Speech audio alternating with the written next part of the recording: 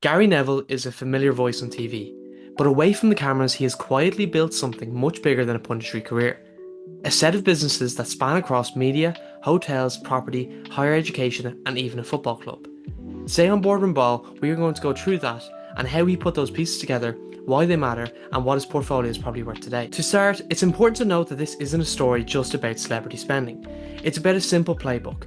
Use public credibility to open doors, then build real businesses behind that credibility. Over the course of the video, we'll look at the main parts of that playbook: the media business that pays the bills, the hotels that sell an experience, the big city project that could define a legacy, the university that builds influence, and a football club even used as a testing ground. We'll be providing the numbers where they are public, explain what those numbers actually mean, and end with a clear, realistic estimate of how much of this empire is likely to belong to Neville himself. But first, it's important to understand the transition from player to operator for Gary Neville.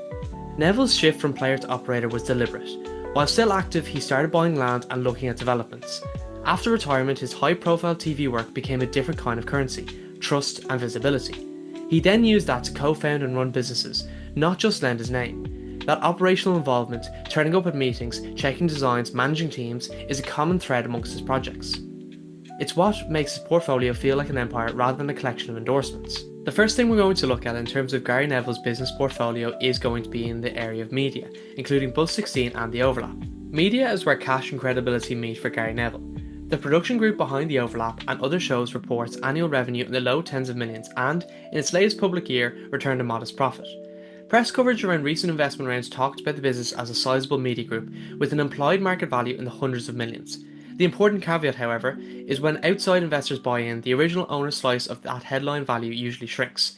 So media is a real money source, but how much of it actually is of Neville's depends on what percentage he still owns. In plain numbers, the turnover is about roughly £11 to £12 million in its latest reported year. And in terms of the latest reported profit, that's about £750,000. Next, we'd like to talk about hospitality. Neville's hotels sell an experience tied to football heritage: suites on match days, themed service, and a proximity to Old Trafford. Together, they bring in about £13 million a year in sales, but accounts show the businesses have made losses in recent years. In other words, they generate real revenue and brand value, but they aren't big profit machines yet. They also serve another purpose: face-to-face brand experiences that feed other businesses. Next on the list is property, and the big thing here is the St. Michael's development. This is the headline project that often makes the papers for Gary Neville. St. Michael's is a city centre redevelopment being promoted at about £400 million. That figure is the total size of the project: offices, a luxury hotel, apartments, and a public space. But it's also crucial to understand what that number is. It's the project's total value on paper, not a cheque that goes straight into Neville's pocket. See, these big city projects normally get built with other people's money: banks, pension funds, and joint venture partners. The developer organises the project, takes on planning risk, and sometimes puts in some cash.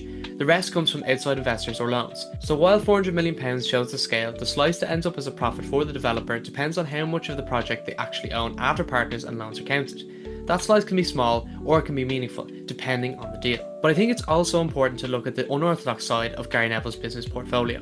UA92, the higher education initiative launched with the class of '92, is not built to make quick profit. It reported around 490 students in its latest public figures and is still growing capacity. The university runs at a loss while it builds facilities and course intake. Its real value to Neville is strategic. It builds local influence, creates training pipelines for other projects, and strengthens community ties that make planning and partnerships easier. And lastly, in terms of Neville's portfolio, I'd like to look at Salford City. Salford City offered Neville a place to test ideas, from full-time squads to community programmes. On a smaller scale, it's also a business. Press coverage has suggested that a market value around £30 million at points of reported investment interest.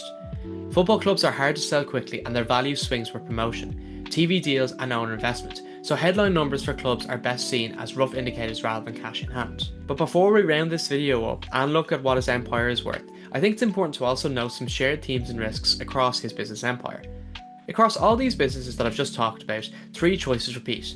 Gary Neville chooses to stay involved operationally, he accepts long time horizons, and he attaches projects to community narratives, places, people and history. Those choices build trust and long-term value, but they also bring concentrated risk: property cycles, higher education funding, hospitality swings, and the unpredictability of sport. The result is a portfolio that's reputationally strong, but financially sensitive. Now to the single question people want answered. What is Gary Neville's business empire, and what is he likely personally worth from it? Well, there are two ways of looking at the numbers. Firstly, add up the big headline figures you see in the press and project brochures. That gives you a simple total of the sizes involved, the whole company values or project price tags. If you do that, you get a total in the region of £630 million. But that number is misleading as a personal figure. It's the size of projects and companies as whole entities. Secondly, the realistic view is to ask, how much of those headline figures actually belong to Neville after outside investors, loans and other owners are taken into account? While using public facts where available and sensible assumptions where they are not, a practical conservative range for the value that is likely attributed to Neville personally is between £25 million and £150 million. But if you want one practical number to work with, a central estimate that balances public filings and press reporting, a reasonable midpoint is roughly about £75 million of attributable value across the main parts of his portfolio. That is not cash in the bank, it's an estimate of his share of his business assets after accounting for partners and loans. But what does that actually mean for his net worth? Well, net worth can include personal property, pensions and other investments we don't see in public filings. Based on the business figures and public reporting, it's reasonable to say Neville's personal net worth is likely in the tens of millions, and a cautious, evidence-based estimate would put him in the range of about £100 million in terms of his net worth, but this depends heavily on private shareholdings and exact deal terms that are not publicly disclosed. So in conclusion, Gary Neville's model is simple and repeatable. Leverage credibility into real businesses, stay involved in operations, and use projects that build local legitimacy. That approach produces a business empire that is large in headline terms and meaningful in personal terms, but also tied to long timelines and lots of partners.